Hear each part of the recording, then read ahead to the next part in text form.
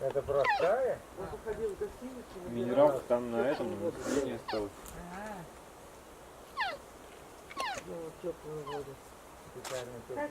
В 12 часов ночи мы были в этой деревне, Дон, Усть-Холмского района, где нам сказали, как появился там вот лосенок. Значит, в 6:30 утра хозяйка просто-напросто вышла из дома. Дом находится на окраине деревни, и прямо на клумбе с цветами лежал лосенок. Был сильный дождь, сильный ветер. Лосенок фактически не испугался, не отреагировал на появление человека, дал себя погладить. Потом лосенка, значит, убрали в теплое помещение от дождя и попытались днем напоить. Сосал очень хорошо, но так как у людей опыта нет, поели с ладошечки, с сосочки, но какая-то капля молочка лосенку попала. И по приезду, значит, нас в 12 часов ночи он у нас выпил целую литру молока сразу подогретого.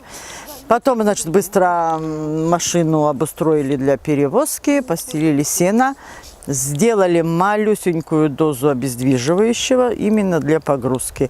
Эта доза действовала, час от силы. Сначала, когда лосенок, значит, прочухался, поднимался, пинался, но в итоге и сам уморился. И в течение дороги он выпил еще литру молока и литру воды. И потом ехал до Яхши спокойно.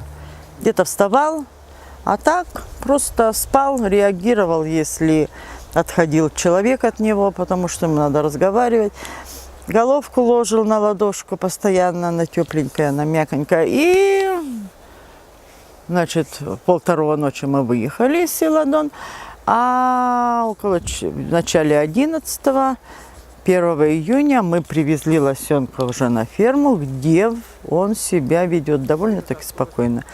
Лосенок постарше наших, родившихся на ферме, покрупнее. Лосенок мальчик, и мы ему дали кличку Дон. Все жители, которые нас провожали, очень довольны. Правда, они сначала спросили, а можно так назвать? Да, пожалуйста, без проблем. Ну, теперь будем заниматься здесь. Слава Богу, все обошлось хорошо.